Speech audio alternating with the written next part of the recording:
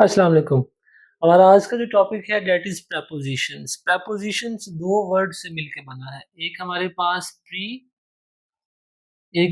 और दूसरा position. Pre position.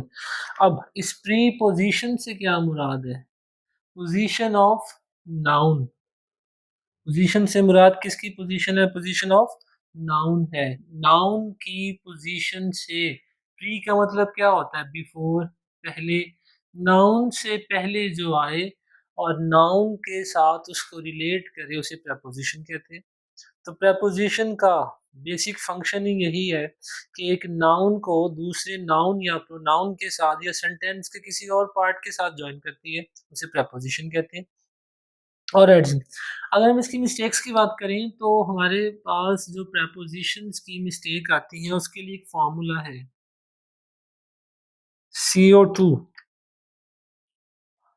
अब आप ये समझेंगे कि सर शायद जो है ना वो केमिस्ट्री पढ़ाना शुरू हो गए, तो बिल्कुल भी नहीं। मुझे केमिस्ट्री आती भी नहीं और मैं पढ़ा भी नहीं सकता डेफिनेटली। CO2 एक एक्रोनिम हमने बनाया है जो प्रपोजिशन की मिस्टेक्स के लिए जो है ना हम बच्चों को सिखाते हैं। वैसे तो तमाम एमडी कैट की जो है ना वो मिस्टेक्स है वो यही होती हैं। कमीशन मिस्टेक है, ओमिशन मिस्टेक है, ओवरलैपिंग मिस्टेक है।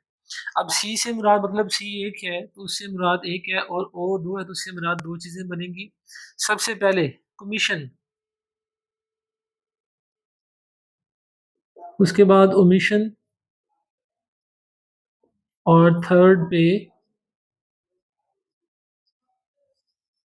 ओवरलैपिंग। कमीशन डबल एम के साथ है।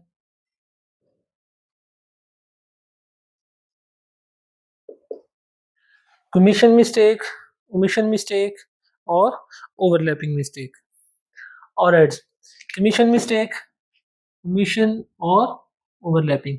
कमीशन से क्या मुराद है? कमीशन से मुराद है कि आप जो है ना वो एक्स्ट्रा चीज ऐड कर देंगे। कमीशन का मतलब है ऐड करना। ऐड करना, आप वो चीज ऐड कर देंगे जो रेलिवेंट है, जो ऐड होनी ही नहीं चाहिए। ओमिशन का मतलब है कि आप वहां से एक्सट्रैक्ट करेंगे। एक्सट्रैक्ट का मतलब वहां से रिमूव करोगे, वहां से रिमूव करोगे। और ओवरलैपिंग मिस्टेक क्या है? ओवरलैपिंग मिस्टेक क्या है कि आप जो है ना वो रिप्लेसमेंट कर देंगे, एक की प्रपोजिशन की जगह पे कोई और प्रपोजिशन वहां पे लगा दोगे। कमीशन मिस्टेक, कमीशन मिस्टेक और ओवरलैपिंग मिस्टेक। अब कमीशन मिस्टेक क्या है कि आपने वहां पे प्रपोजिशन लगा दी लेकिन प्रपोजिशन लगती नहीं थी। प्रपोजिशन लगती नहीं थी। मिसाल के तौर पे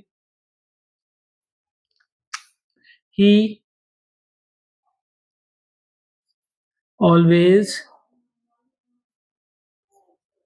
he always obeys to his parents। अब यहाँ पे देखिएगा ओबे हमारे पास एक वर्ब और ये नाउन या प्रोनाउन जिसकी हमने बात की थी ज्वाइन करेगी प्रपोजिशन, और यहाँ पे टू हमने प्रपोजिशन ऐड कर दी। अब ये कमीशन मिस्टेक है। कैसे? ओबे के साथ ये प्रपोजिशन नहीं आनी चाहिए, ये प्रपोजिशन नहीं आनी चाहिए तो आपने ऐड कर दी है, आपने कमीशन मिस्टेक कर दी है। इसी तरह ओमिशन मिस्टेक, वहां पे प्रपोजिशन आनी चाहिए लेकिन आपने वहां से उसको रिमूव कर दिया। मिसाल के तौर पे she wants a house to live. She wants a house to live. अब लिव एक वर्ब है, इसके साथ कोई ना कोई प्रपोजिशन आनी चाहिए थी, और कौन सी प्रपोजिशन आती जनरली? लिव इन प्रपोजिशन, किसी जगह पे रहना। अब इन की प्रपोजिशन यहाँ पे आनी चाहिए थी लेकिन आपने यहाँ पे नहीं लगाई तो रॉन्ग हो गया। क्या है? ओमिशन मिस्टेक है। ओमिशन मिस्टेक है। आनी चाहिए, नहीं लगाई, नहीं आनी चाहिए, लगा दी। दोनों सूरतों में क्या है? मिस्टेक होगी, मिस्टेक होगी। इसी तरह नंबर 3 पे हमारे पास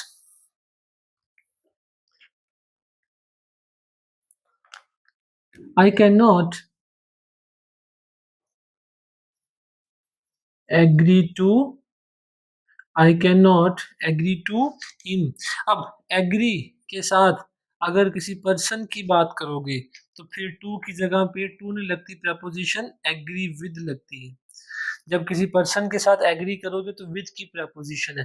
अब रिप्लेसमेंट है, क्या मतलब? आनी कोई और चाहिए, आपने लगा कोई और दी है, तो ये प्रपोजिशंस में इन मिस्टेक्स को देखा जाएगा और जनरली जितने भी एमडी कैट के एमसीक्यूज होते हैं उन सब में इन्हीं मिस्टेक्स को ही जो है वो एनालाइज करता है, वो इवेलुएट कर रहा होता है।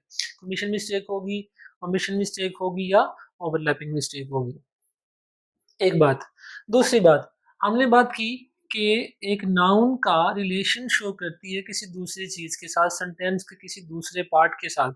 अब इसका मतलब क्या है कि वो किस तरह का रिलेशन हो सकता है? तो याद रखें वो जो रिलेशन है वो 4 तरह के होंगे। जब एक नाउन के साथ रिलेशन शो करेगी तो ये वाले रिलेशन शो कर सकती है प्रेपोज़िशन। सबसे नंबर 1 पे टेम्परेरी रिलेशन शो करेगी। उसके बाद परमानेंट रिलेशन शो करेगी। इसी तरह फिजिकल रिलेशन शो करेगी। फिजिकल से मुराद है उसकी फिजिकल प्रॉपर्टीज। फिजिकल से मुराद उसकी फिजिकल प्रॉपर्टीज है कि वो किस जगह पे वो चीज मौजूद है, वो उसकी जो फिजिकल प्रॉपर्टीज की बात करेगी। और फोर्थ पे हमारे पास जो है वो एब्स्ट्रैक्ट आइडिया को मेंशन करने के लिए आप प्रपोजिशन को इस्तेमाल करेंगे। तो ये 4 जो रिलेशन है प्रपोजिशन इनके बारे में बात करती है। वो रिलेशन टेम्परेरी हो सकता है, वो रिलेशन परमानेंट हो सकता है, वो किसी चीज़ का दूसरी चीज़ के साथ रिलेशन हो सकता है, जैसे फिजिकल रिलेशन को हमने यहाँ पे नाम दिया। And fourth one is abstract relation हो सकता है। एग्जाम्पल्स देखते हैं। मैं बारी बारी एग्जाम्पल्स यहाँ पे लिख देता हूँ। नंबर 1 पे टेम्परेरी रिलेशन है जी। The sky the sky the sky is covered with the sky is covered with clouds. Number 2 पे permanent relation, he is a brother to me. Number 3 पे physical relation है, the book is on the table, the book is on the table. और number 4 पे abstract relation है, मिसाल के तौर पे he is in love, he is in love. अब यहाँ पे देखें the sky is covered with clouds, लेकिन कौन सा है टेम्परेरी है रिलेशन, हमेशा क्लाउड्स नहीं वहाँ पे रहेंगे, क्लाउड्स डेफिनेटली झट जाएंगे, बादल चले जाएंगे, आसमान साफ हो जाएगा। टेम्परेरी रिलेशन है। He is a brother to to preposition to me, मेरा भाई है। अब अगर वो बाय रिलेशन बाय ब्लड उसका भाई है तो वो उसका भाई ही रहेगा, चाहे उनके आपस में कितने ही इख्तलाफात क्यों ना हो जाए, लेकिन वो उसका भाई ही रहेगा। तो परमानेंट रिलेशन है। इसी तरह फिजिकल रिलेशन, हमने कहा था एक चीज का दूसरी के साथ रिलेशन, जैसे बुक और टेबल का रिलेशन है कि वो पड़ी हुई है, किताब जो है वो टेबल के ऊपर पड़ी हुई है, तो ऑन की प्रपोजिशन इस रिलेशन को शो कर रही है। और नंबर 4 पे हमारे पास है abstract relation, is in love. अब इन लव, लव क्या है एब्स्ट्रैक्ट नाउन है, तो वो इस रिलेशन को शो कर रही है। अब इसको आप देख नहीं सकते, इसको वैल्यूएट नहीं कर सकते। जैसे बादल नजर आ रहे थे, जैसे ये शक होता कि वो मेरा भाई है, जैसे फिजिकल रिलेशन के टेबल पे किताब पड़ी हुई है पता है, लेकिन लव में है कैसे आइडेंटिफाई करोगे, क्योंकि एब्स्ट्रैक्ट नाउन है, एब्स्ट्रैक्ट क्वालिटी है, सिर्फ मेंटल इमेज है। आप उसके बारे में गेस कर सकते हैं, उसको जो है ना उसी लिहाज से वैल्यूएट कर सकते हैं, लेकिन उसको प्रूफ नहीं कर सकते। तो एब्स्ट्रैक्ट रिलेशन, तो प्रपोजिशन जो है वो इन रिलेशंस को शो करने के लिए यूज की जाती है। और एड सी आगे चलते हैं। नेक्स्ट हमारे पास क्या है कि हमारे पास प्रपोजिशन की टाइप्स हैं।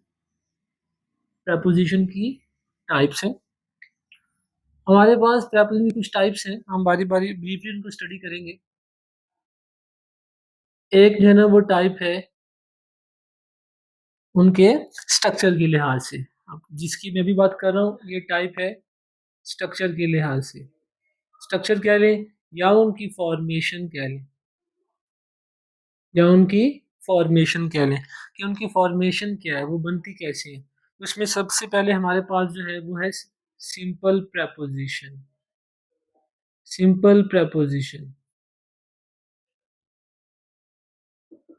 उसके बाद डबल प्रपोजिशन, उसके बाद कॉम्प्लेक्स प्रपोजिशंस, उसके बाद फ्रेजल प्रपोजिशंस, या इन्हें फ्रेज prepositions भी कहते हैं या फ्रेजल prepositions भी कहते हैं।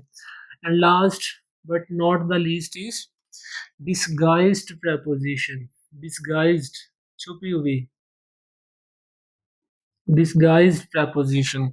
अब बारी बारी सबकी बात करेंगे। Simple prepositions, double, complex, phrase और डिस्गाइज prepositions। सिंपल prepositions वो हैं जो वन वर्ड पर मुश्तमिल होंगी, जो वन वर्ड पर मुश्तमिल होंगी। जो वन वर्ड prepositions होंगी वो सिंपल prepositions होंगी। मिसाल के तौर पे इन, ऑन, एट, एटसेट्रा, ये सारी क्या है? सिंपल prepositions है, सिंपल prepositions है। इसी तरह जो हमारे पास डबल prepositions हैं, जो हमारे पास डबल prepositions हैं, जो डबल prepositions हैं, अगर उनकी बात करें तो दो से मिलकर एक वर्ड बनेगा। टू मेक अ वर्ड, दो prepositions मिलकर एक preposition बना देंगे, लेकिन वर्ड वो एक ही डील होगा। मिसाल के तौर पे इनटू, ऑन टू। अब इनटू, इन और टू को मिला के बनाया, ऑन और टू को मिला के बनाया, ऑन टू। इसी तरह कॉम्प्लेक्स prepositions है हमारे पास। नंबर 3 पे हमारे पास है कॉम्प्लेक्स prepositions। कॉम्प्लेक्स prepositions वो prepositions हैं जो एक से ज्यादा वर्ड से बनती हैं, एक से ज्यादा वर्ड से बनती हैं। मैं यहाँ भी लिख देता हूँ, more than one word, more than one word, एक से ज्यादा वर्ड से मिलके बनेंगी तो हमारे पास वो बन जाएंगी कॉम्प्लेक्स prepositions। मिसाल के तौर पे along with, along with, together with, together with, ये हमारे पास कॉम्प्लेक्स prepositions है, कॉम्प्लेक्स prepositions है। उसके बाद हमारे पास जो है ना वो है फ्रेजल preposition। फ्रेजल preposition जिसमें कोई ना कोई फ्रेज यूज होगा। अब वो कौन सी है? फ्रेजल preposition की हम बात करें तो ये हमारे पास कौन सी है? Including, excluding, bye means of, bye means of etcetera, ये वाली जो prepositions हैं इन्हें फ्रेज या फ्रेजल prepositions कहते हैं। And last but not the least disguised preposition, वो preposition जो छुपी हुई है। ये ऑफ preposition है, ऑफ preposition है और ये सिर्फ इसमें इस तरह की एग्जांपल में ही पाई जाती है। Let's say 6 O clock. अब ये जो ओ क्लॉक है ये हमारे पास क्या है? ये हमारे पास ऑफ है, 6 ऑफ क्लॉक है जी।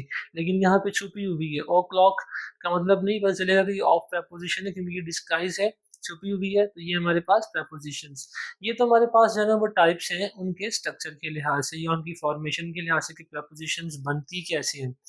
अब अगर हम एक और तरह से prepositions को सेग्रीगेट करें, एक और तरह से इनको सेग्रीगेट करें तो फिर हमारे पास एक और टाइप बनेगी। वो क्या है?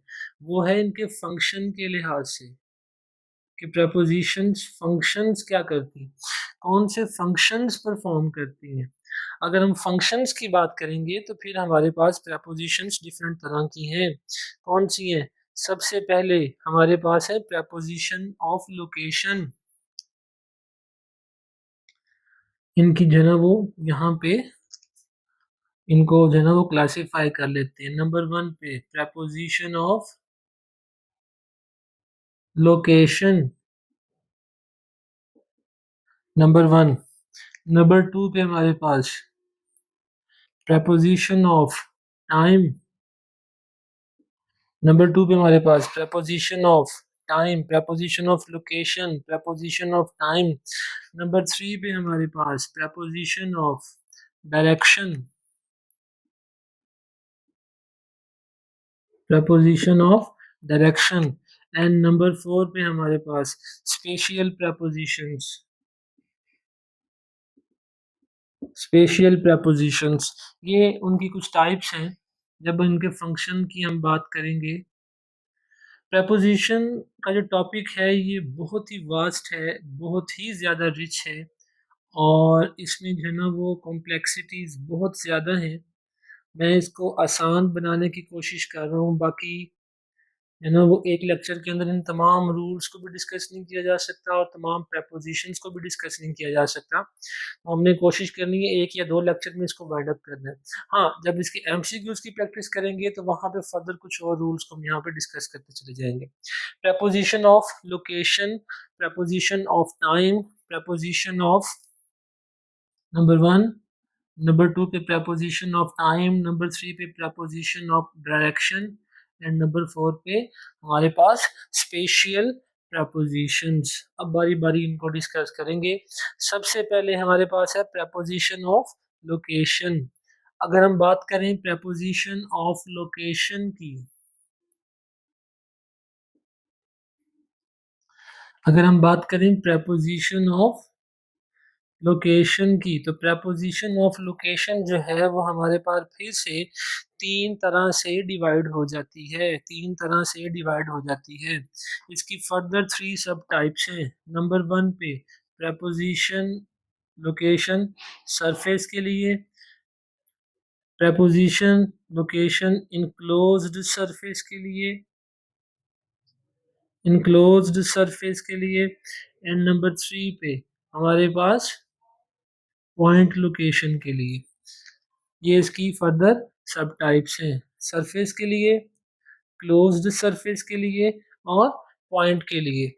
अब बड़ा जो है ना वो आसान है इन प्रपोजिशंस के पॉइंट को समझना, समझना बड़ा आसान है। मिसाल के तौर पे लेट्स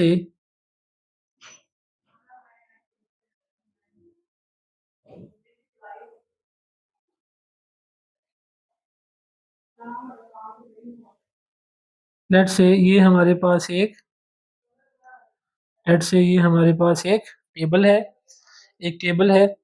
अच्छा जी, अगर इस टेबल के ऊपर कोई शख्स खड़ा है, इस टेबल के ऊपर कोई शख्स खड़ा है और वो उसके ऊपर खड़ा है और उसके जो पाँव हैं वो टेबल की सरफेस को टच कर रहे हैं, टेबल की सरफेस को टच कर रहे हैं। अगर उसकी सरफेस को टच करेंगे मतलब क्या है, जैसे मिसाल के तौर पे मेरे हाथ पे ये मार्कर है और ये मार्कर की जो सरफेस है ये मेरे हाथ को टच कर रही है। तो जब एक चीज़ दूसरी चीज़ को टच करेगी, जैसे आप ग्राउंड पे खड़े हैं, आप ग्राउंड पे खड़े हैं, आपने किताब मेज़ पे रख दी, अब वो एक की सरफेस दूसरे के साथ टच हो रही है, मस हो रही है, तो फिर आप जो प्रेपोजिशन यूज़ करते हैं वो है प्रेपोजिशन ऑफ ऑन। ये है प्रेपोजिशन ऑफ सरफेस। जब आप किसी चीज़ की सरफेस की बात करेंगे और एक दूसरे से अटैच हो रही है तो ऑन, जैसे the book is on the table, कहाँ पड़ी है? टेबल के ऊपर पड़ी है, ऑन की प्रेपोजिशन यूज करोगे। नंबर 2 पे जी, लेट्स से हमारे पास लेट्स से एक घर है। मेरी ड्राइंग बहुत अच्छी नहीं, प्लीज माइंड ना कीजिएगा। लेट्स से ये हमारे पास एक घर है, ये एक घर है और वो जो शख्स है अब वो इस घर के अंदर मौजूद है, घर के अंदर मौजूद है। लेकिन अब डिफरेंस क्या आया, अब इस घर की जो है ना वो स्पेसिफिक बाउंड्री है, उसकी 4 दीवारें हैं, क्लोज्ड सरफेस है, छत भी है, क्लोज्ड सरफेस है। यहाँ पे क्या था, ओपन सरफेस की बात कर रहे हो, ठीक है। टेबल के ऊपर खड़ा है, टेबल के अंदर नहीं चला गया, मेरे हाथ के ऊपर है, तो चारों तरफ से कवरिंग नहीं है। जैसे ही किसी कमरे में आए, जैसे ही घर में आए, चारों तरफ से कवरिंग होगी आपकी, आपका पॉइंट ऑफ व्यू चेंज हो गया। तो जब ये घर के अंदर है, तो जब फिर इसकी बात करोगे तो आप जो प्रेपोजिशन यूज करोगे वो होगी इन की प्रेपोजिशन, इन की प्रेपोजिशन क्लोज्ड सरफेस के लिए। आप क्या कहोगे, he is in the house, we are in the class, ठीक है, इन की प्रेपोजिशन यूज होगी। The marker is in my hand, मैंने मुट्ठी बंद कर ली है, अब सरफेस क्लोज हो गई है, तो इन माई हैंड, मुट्ठी खोली है, अब हाथ के ऊपर है, क्लोज्ड सरफेस नहीं है, तो ऑन माई पाम, ठीक है। इसी तरह पॉइंट टाइम के लिए, इसको समझने के लिए एक और जो है ना वो पॉइंट को समझते हैं। लेट से दोबारा से घर की मिसाल लेते हैं हम। लेट से ये घर है हमारे पास, ये हमारे पास एक घर है। अब एक शख्स यहाँ पे खड़ा है, दरवाजे के पास, दरवाजे के पास खड़ा है और दरवाजे पे दस्तक दे रहा है वो, दरवाजे पे वो दस्तक दे रहा है। और दस्तक देखें पूरे घर पे नहीं हो रही, दरवाजे के ऊपर सिर्फ दस्तक हो रही है। जब दरवाजे के ऊपर दस्तक हो रही है तो एक स्पेसिफिक पॉइंट आ गया, एक खास पॉइंट आ गया। तो जब आप किसी एक चीज पे फोकस करते हो, दूसरे के साथ कंपेयर करके, दूसरे के साथ उसे रिलेट करके, फिर आप एट की preposition यूज करते हैं। तो फिर आप कहते हैं someone is knocking at the door, दरवाजे के ऊपर, पूरे घर पे दस्तक नहीं है, दरवाजा पूरे घर का एक स्पेसिफिक पॉइंट है। जब आप स्पेसिफिक पॉइंट मेंशन करते हैं तो फिर आप एट की preposition यूज करते हैं। तो एक बार फिर से इसको जो है ना वो देख लेते हैं, रिव्यू कर लेते हैं। हमारे पास तीन तरह की prepositions हैं। एक है लोकेशन में क्लोज्ड सरफेस के लिए, एक हमारे पास लोकेशन में है इनक्लोज्ड सरफेस के लिए, एक सरफेस के लिए, और तीसरी पॉइंट टाइम के लिए। क्लोज्ड सरफेस के लिए इन की preposition है, सरफेस के लिए ऑन की preposition है, और पॉइंट के लिए एट की preposition है। ऑलराइट, आगे चलते हैं। हमारे पास अभी तीन prepositions होंगी लोकेशन के अंदर, क्लोज्ड सरफेस, पॉइंट और इनक्लोज्ड सरफेस। मुझे उम्मीद है ये समझ आपको आई होगी। सरफेस के ऊपर जब बात होगी तो ऑन की preposition, क्लोज्ड सरफेस है तो इन की preposition, और पॉइंट जो स्पेसिफिक पॉइंट है उसके लिए एट की preposition है। नंबर 2 पे चलते हैं, हमारे पास टाइम की preposition। टाइम की preposition। अब मजे की बात क्या है, मजे की बात ये है कि अभी जो हमने ये prepositions पढ़ी हैं, अभी जो हमने ये prepositions पढ़ी हैं, ये सारी भी टाइम की prepositions के तौर पे यूज होती हैं। कैसे? हमारे पास जो टाइम की prepositions हैं वो दो तरह की हैं, या आप ये कह लें कि जितनी भी टाइम की prepositions हैं वो दो तरह से सब डिवाइड हो जाती हैं। एक हमारे पास टाइम होता है पॉइंट टाइम, पॉइंट टाइम, और एक हमारे पास होता है एक्सटेंडेड टाइम, एक्सटेंडेड टाइम।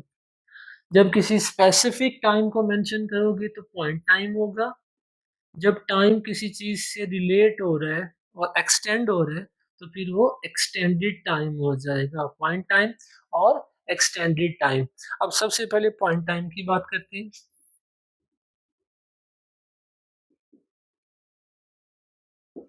अच्छा, अभी मैंने आपसे कहा कि मजे की बात ये है, ये जो हमने prepositions ऑफ लोकेशन पढ़ी हैं यही सारी पॉइंट टाइम में भी यूज होंगी। कौन कौन सी? हमने अभी पढ़ी इन, हमने पढ़ी ऑन, हमने पढ़ी एट। ये तीनों prepositions जो हैं ये हमारे पास पॉइंट टाइम में भी यूज होती हैं। टाइम की prepositions भी ये हैं, टाइम की prepositions भी हैं।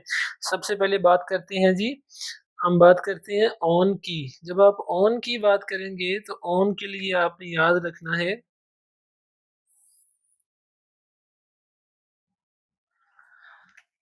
जितने भी हमारे पास स्पेसिफिक डेज हैं, जैसे संडे है, जैसे मंडे है, जैसे फ्राइडे है, तो जब स्पेसिफिक डेज की बात करोगे तो ऑन की preposition यूज की जाएगी। या आप इसको ये भी कह सकते हैं, इसको एक और नाम भी दे लें, हम इसको थोड़ा सा मजीद आसान कर लेते हैं। Days of weeks, days of week, हफ्ते के दिनों के साथ जब भी आप यूज करेंगे आप हमेशा जो है ना वो ऑन की preposition यूज करेंगे, ऑन की preposition यूज करेंगे। इसी तरह जब आप डेट्स की बात करेंगे, तवारीख की बात करेंगे, कोई स्पेसिफिक तारीख है, कोई स्पेसिफिक डेट है, तब भी आप ऑन की preposition यूज करेंगे। इसी तरह जब कोई पर्टिकुलर डे हो, कोई स्पेसिफिक डे हो, पर्टिकुलर डे हो, तब भी ऑन की preposition यूज होगी। अब बारी बारी सबकी एग्जांपल्स देख लेते हैं। मिसाल के तौर पे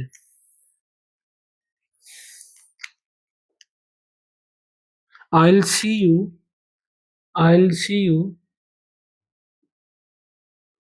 on Friday. अब फ्राइडे स्पेसिफिक डे है वीक में से, तो फिर आपने कौन सी प्रेपोजिशन यूज की? ऑन की प्रेपोजिशन यूज की। इसी तरह स्पेसिफिक डेट के ऊपर I met him, I met her, let's say, on 5th of July. I met her on 5th of July. अब स्पेसिफिक डे है तो ऑन की प्रेपोजिशन यूज होगी। इसी तरह किसी पर्टिकुलर डे के साथ कोई स्पेसिफिक डे है उसके साथ भी ऑन की प्रेपोजिशन यूज होगी। मिसाल के तौर पे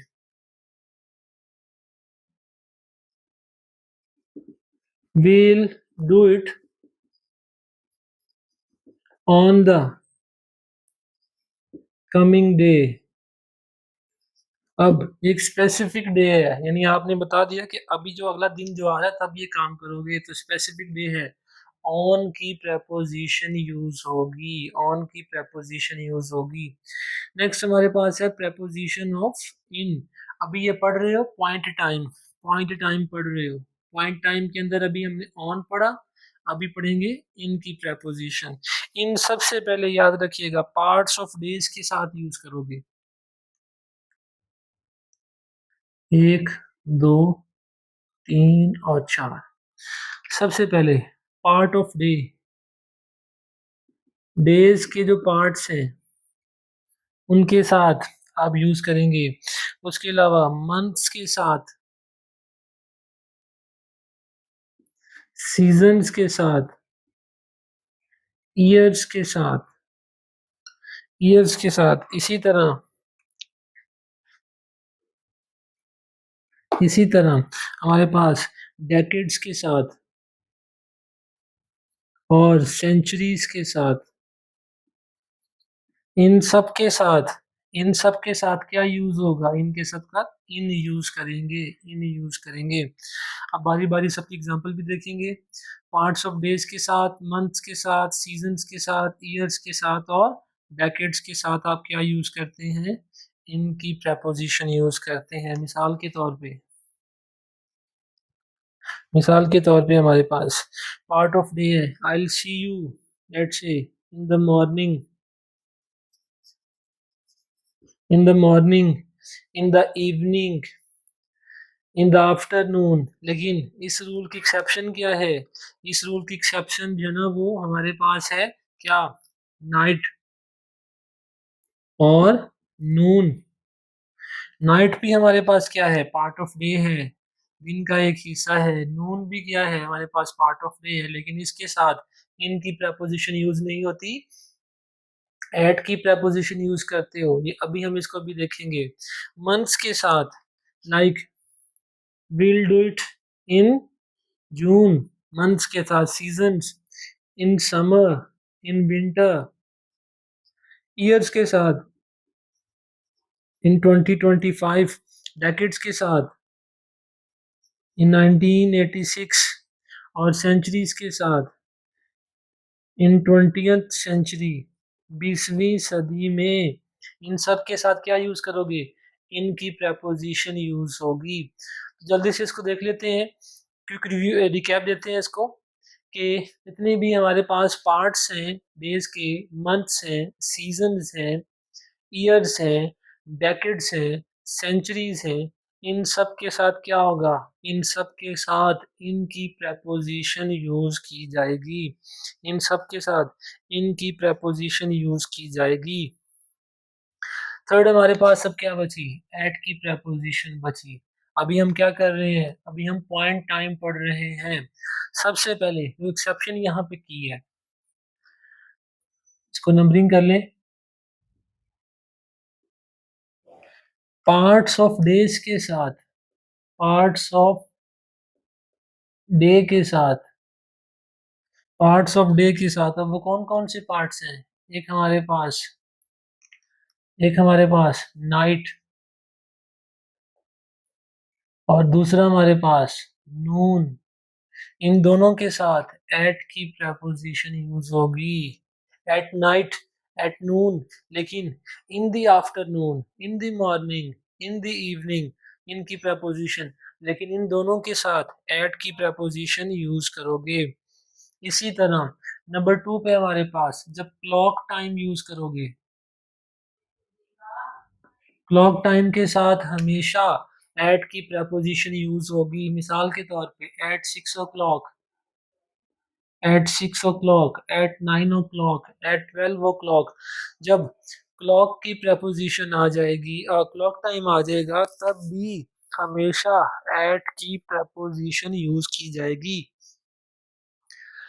और एट पार्ट्स ऑफ डेज में से नाइट और नून के साथ, इसी तरह क्लॉक टाइम में एट की प्रपोजिशन, इसी तरह हॉलीडेज के साथ, हॉलीडेज में, हॉलीडेज में या इवेंट्स होंगे, इवेंट्स होंगे तब भी एट की प्रपोजिशन। मिसाल के तौर पे I will see you at Eid, I will see you at Christmas, I will see you at Christmas. अच्छा, अब यहाँ पे एक चीज आपने नोट फरमानी है, वो एक्सेप्शन के तौर पे ट्रीट कर लें आप इसे, एक्सेप्शन के तौर पे। कौन सी? ये जो पॉइंट अभी पड़ा है, हॉलीडेज या इवेंट्स के साथ क्या करते हैं, एट की प्रपोजिशन। एक्सेप्शन क्या है? अगर उसके साथ डे का वर्ड आ जाए, जैसे ईद है साथ डे का वर्ड आ जाए, क्रिसमस है साथ डे का वर्ड आ जाए, तो फिर एट की प्रपोजिशन नहीं यूज होगी, फिर ऑन की प्रपोजिशन यूज होगी। ये आपने याद रखना है। मिसाल के तौर पे क्या कहना चाह रहा हूँ, एट ईद, लेकिन ऑन ईद डे। इसी तरह एट क्रिसमस, लेकिन ऑन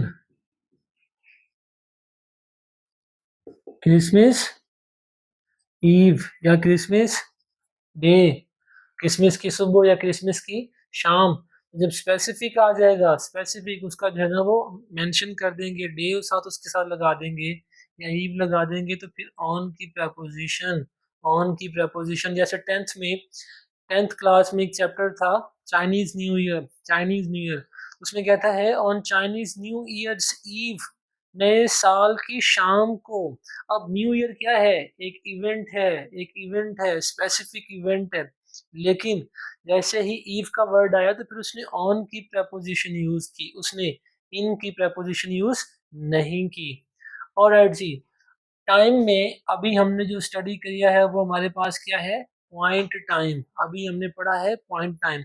अब चलते हैं एक्सटेंडेड टाइम की तरफ। नेक्स्ट हमारे पास है एक्सटेंडेड टाइम।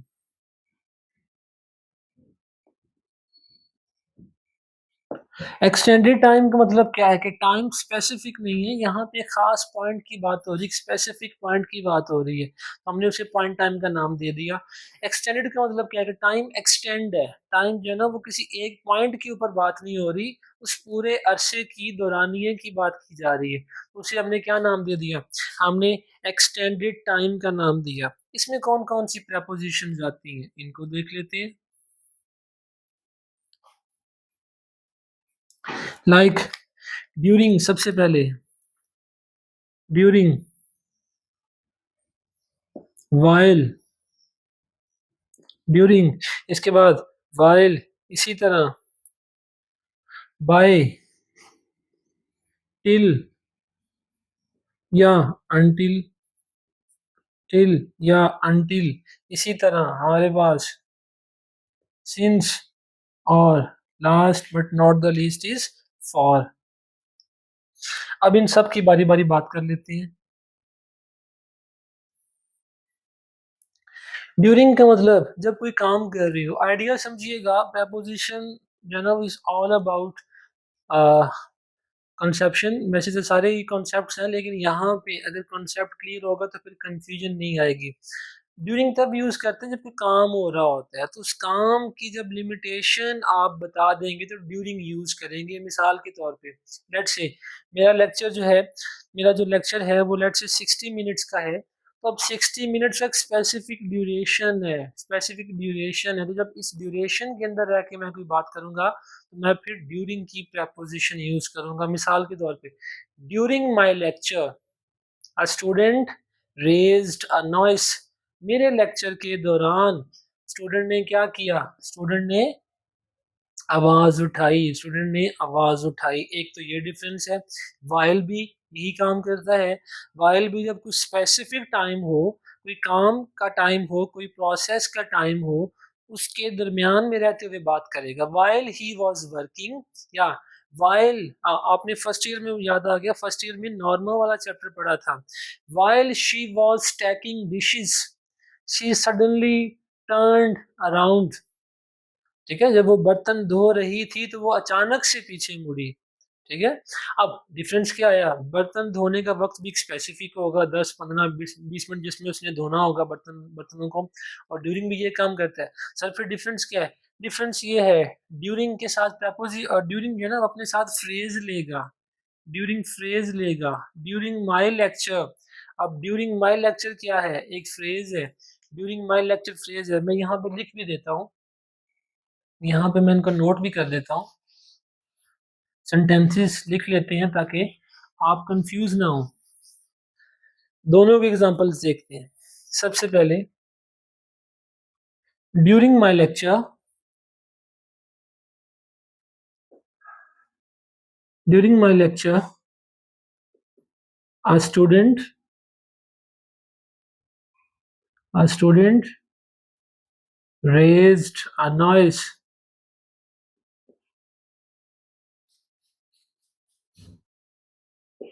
और इसी तरह दूसरी एग्जांपल आपके टेक्स्ट में से, while she was stacking dishes, she was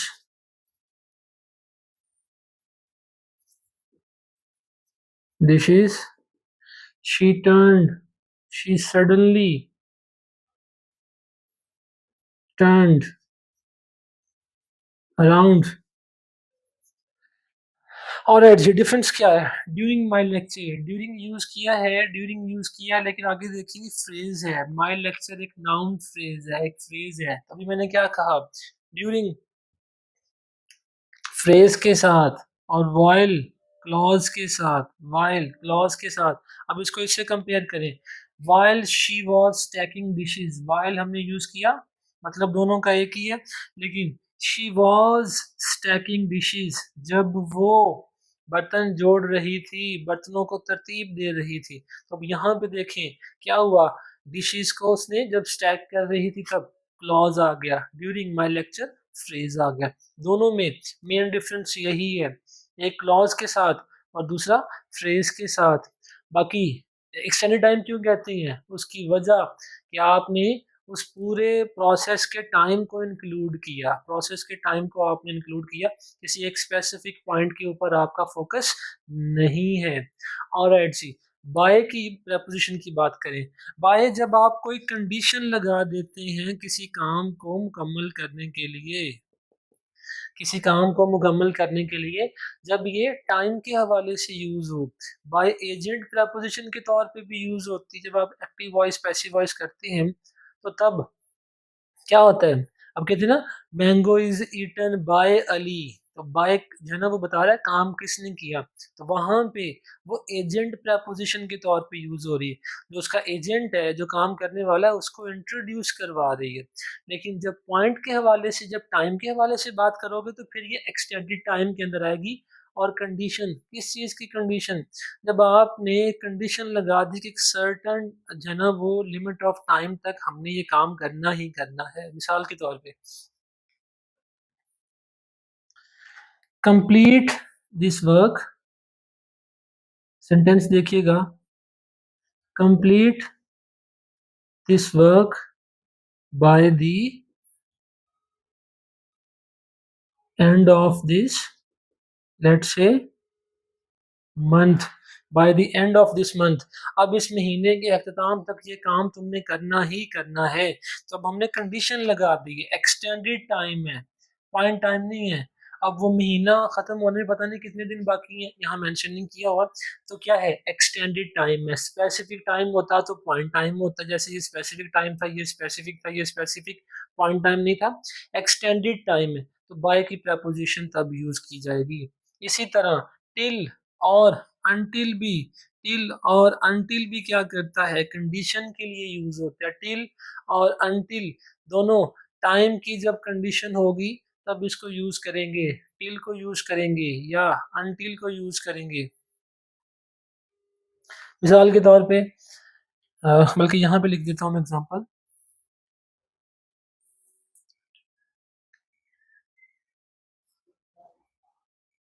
until you don't work hard, बल्कि नहीं, इसको थोड़ा सा चेंज कर लेते हैं।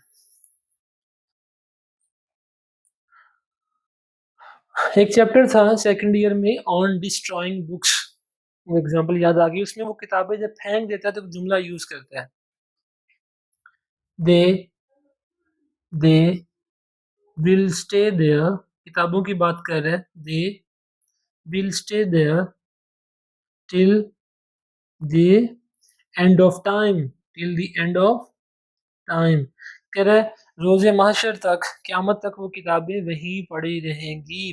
कंडीशन लेकिन किस लिहाज से, टाइम के लिहाज से कंडीशन, जब तक वक्त का खात्मा नहीं होता, मतलब जब तक क्यामत नहीं आती तब तक वो किताबें वहां पे ही पड़ी रहेंगी। टिल और अनटिल दोनों का मतलब एक ही है, टिल या अनटिल, डिफरेंस नहीं है। कुछ बुक्स में कुछ कहते हैं कि टिल फॉर्मल है, कुछ कहते हैं अनटिल फॉर्मल है, ऐसा बिल्कुल भी नहीं, दोनों ही टाइम को रेफर करती हैं। ऐसा क्यों नहीं है, क्योंकि कुछ बुक्स में टिल फॉर्मल है और कुछ बुक्स में अनटिल फॉर्मल है, तो दोनों ही यूज होते हैं, टिल भी और अनटिल भी यूज होते हैं। सिंस और फॉर आप जानते हैं, सिंस जब टाइम क्या हो हमारे पास, स्पेसिफिक टाइम हो, स्पेसिफिक टाइम हो, स्पेसिफिक टाइम हो। और फॉर कब यूज करते हैं, फॉर तब यूज करते हैं जब आपके पास ड्यूरेशन है, स्पेसिफिक टाइम नहीं है, ड्यूरेशन है स्पेसिफिक टाइम नहीं है, तो आप फॉर यूज करते हैं। मिसाल के तौर पे एक और एग्जांपल, एक दो एग्जांपल देखते हैं ताकि आपको ये चीज समझ आ जाए।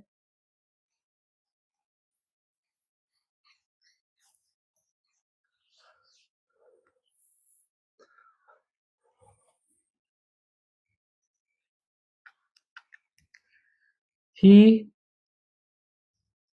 Has been working since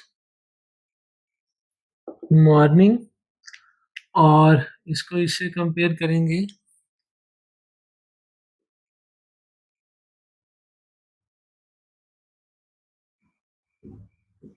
he has been working for 2 hours।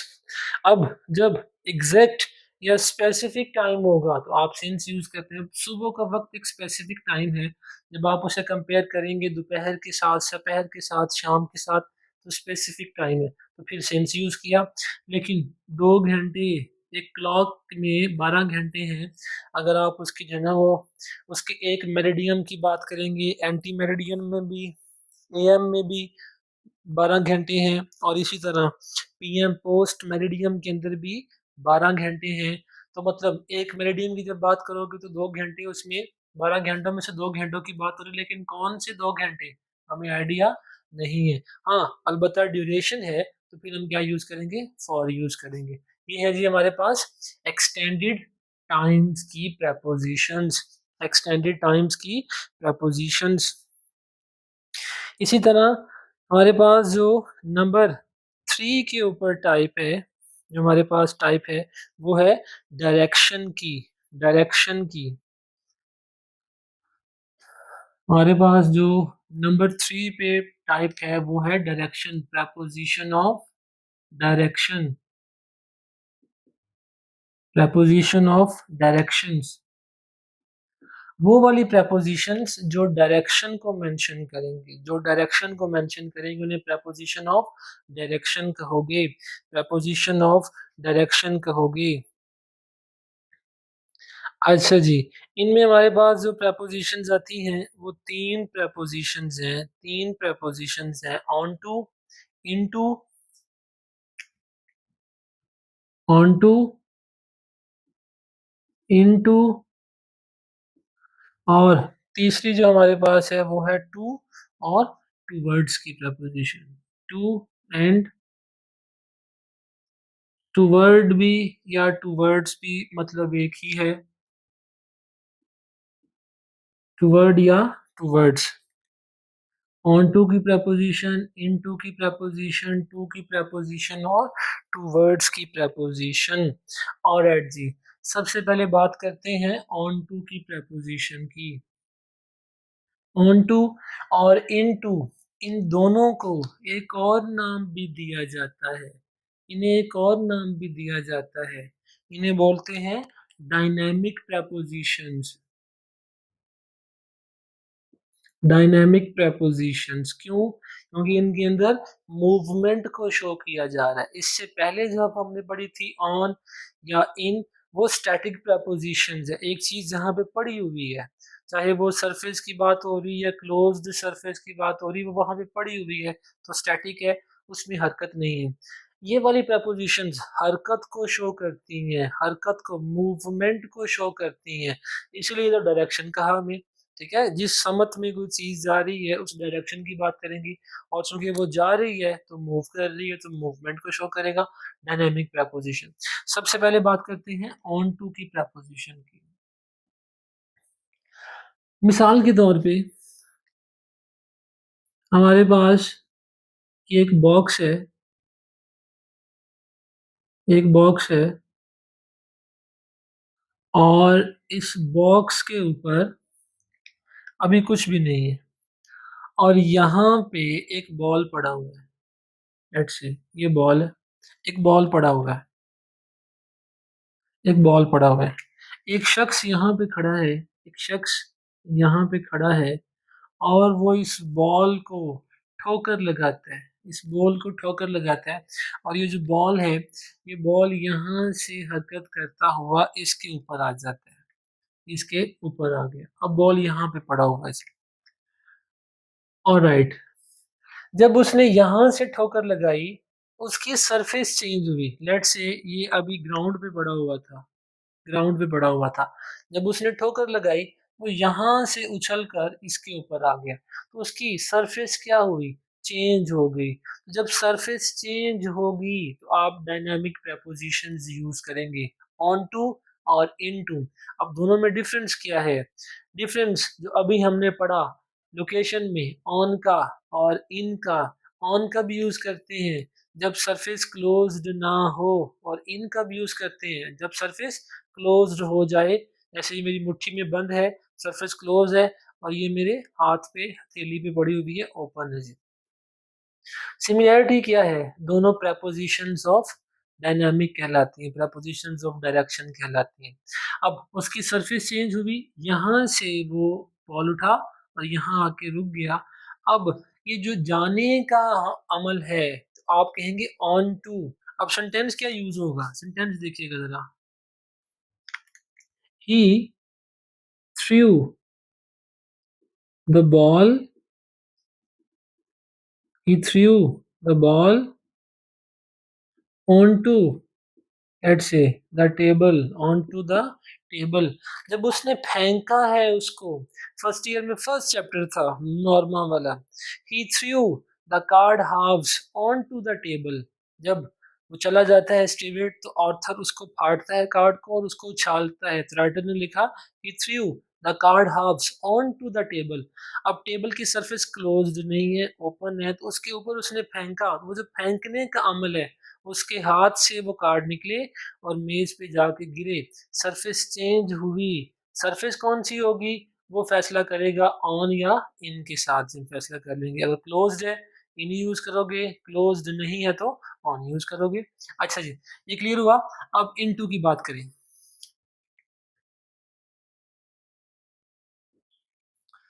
In to हमारे पास जो है ये क्लोज्ड सरफेस को मेंशन करेगा। मिसाल के तौर पे लेट्स से ये हमारे पास एक लेट्स से एक पूल है और ये इसके अंदर वाटर है, ये इसके अंदर वाटर है, पूल है, और पूल जो है वो पानी से भरा हुआ है जी। एक शख्स यहाँ पे खड़ा है, इस ग्राउंड के ऊपर एक शख्स खड़ा है, इस ग्राउंड के ऊपर एक शख्स खड़ा है। ये इसकी सरफेस और ये वाटर की सरफेस, लेकिन सरफेस क्या है, क्लोज्ड है, ओपन नहीं है। उसकी पूल की बाउंड्री होती है तभी पानी खड़ा होता है, बाउंड्री है उसकी। अब इस शख्स ने जंप लगाया और जंप लगा के आ गया इसके अंदर। अब ये पानी के अंदर आ गया जी। तो जंप लगाने का जो अमल है उसके लिए फिर क्या सेंटेंस यूज करेंगे मिसाल के तौर पे? द बॉय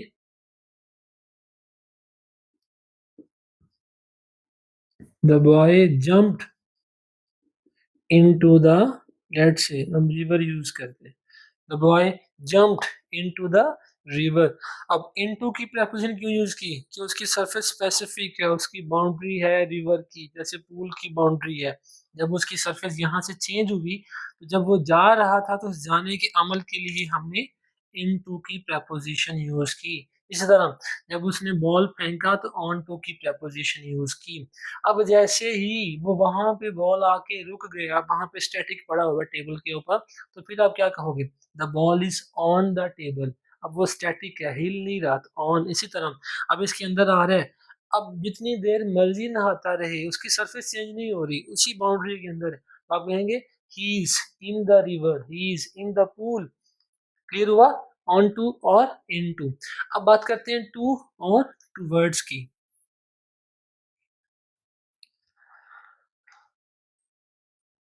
टू को बोलते हैं preposition ऑफ डायरेक्शन। टू का नाम है preposition of direction. Sorry, to का नाम है preposition ऑफ डेस्टिनेशन। टू है preposition ऑफ डेस्टिनेशन।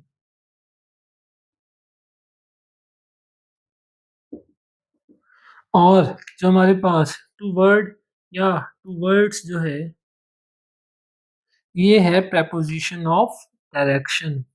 अब दोनों में डिफरेंस क्या है, डिफरेंस समझ लेते हैं। preposition ऑफ डेस्टिनेशन और preposition ऑफ डायरेक्शन, दोनों में डिफरेंस क्या है? मिसाल के तौर पे यहाँ पे घर है कोई, लेट से किसी के महबूब का ये घर है, और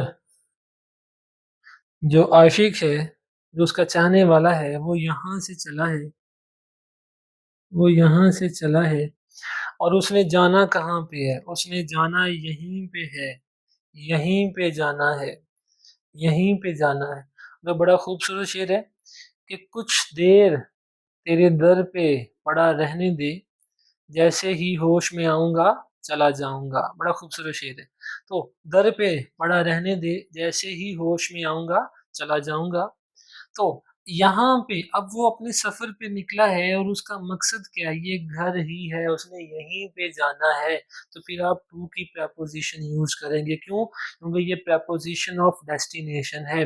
आप घर से निकलते हो, आप ये कहते हैं I am going to college. आपने कॉलेज जाके रुकना है, आप कॉलेज ही जा रहे हैं, वही आपकी डेस्टिनेशन है। वहां जाके सफर कुछ देर के लिए आपका रुक जाएगा, मुनक़ता हो जाएगा। फिर आप वहां से निकले, आपने बाजार जाना, तो आप कहेंगे आई एम गोइंग टू बाजार। आपकी डेस्टिनेशन बाजार है, वहां से घर आए, I am going to home. मैं घर जा रहा हूँ, आपकी डेस्टिनेशन वो है। तो जहां पे आपकी डेस्टिनेशन होगी वहां पे टू की preposition यूज करोगे।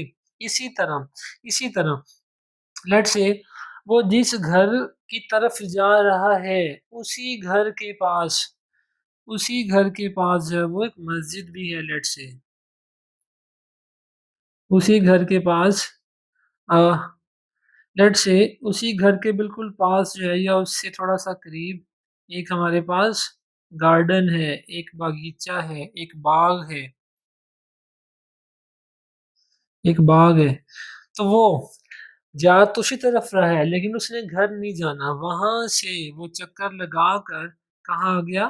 उस बाग के पास, उस बगीचे में आ गया, वहां कुछ देर बैठा, फिर वहां से निकला। और जाना उसने अपने घर है, लेकिन इस रास्ते से होता हुआ जा रहा है। तो फिर आप क्या कहेंगे? टूवर्ड्स की प्रपोजिशन यूज करेंगे। मिसाल के तौर पे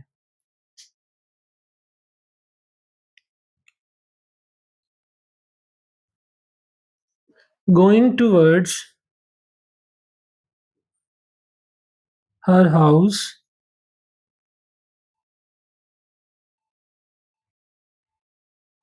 he stopped for a while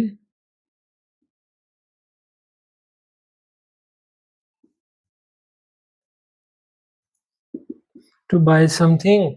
उसके घर नहीं जा रहा, उसके घर की तरफ जा रहा है, तो उसी रास्ते में बाजार आ गया, मार्केट आ गई, तो वो रुक के कोई चीज उसने खरीद ली। ये डिफरेंस है। डेस्टिनेशन के लिए टू की प्रपोजिशन यूज करोगे, टूवर्ड्स की प्रपोजिशन डायरेक्शन के लिए यूज करोगे। डेस्टिनेशन बताओगे तो टू की प्रपोजिशन, डायरेक्शन बताओगे तो टूवर्ड्स की प्रपोजिशन।